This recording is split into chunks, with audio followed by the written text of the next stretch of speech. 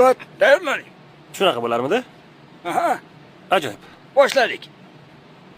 Bo'ladimi? Motor. Ha, xuddi kinodagidek. Mayli, xo'sh. Men ismim Ralf. Men Quyonman. Ko'rib turganingizdek.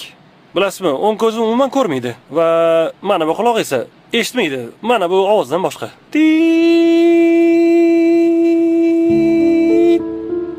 G'alati, shunaqa emasmi? Ha.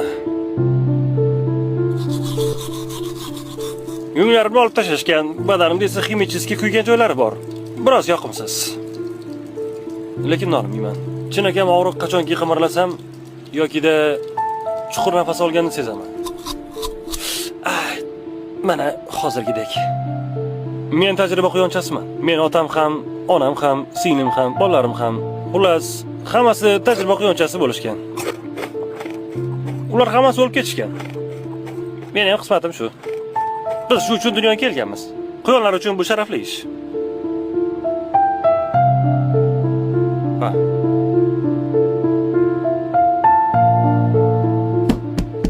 Ha-ya. Ishim boshlandi.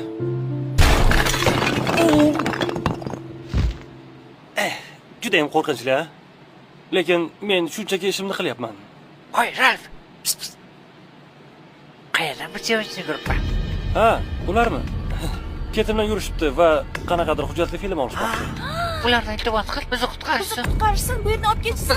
Juda ham qo'rqyapman. Men sizlarni eshitdim. Okey. Menga qarang. Bu joyni kesib tashlab bo'ladi-yu, ha? Boshlandi.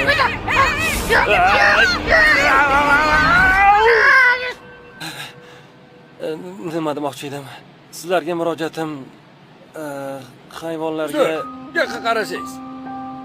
Noto'g'ri turib oldingiz. Ha, uzr. Men to'g'ri turdimmi? Ha, bo'ladi.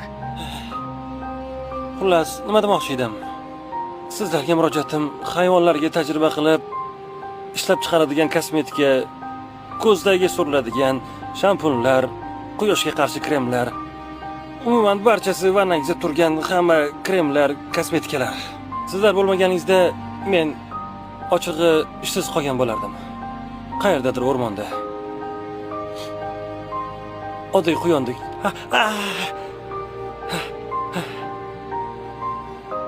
Hammasi zo'r.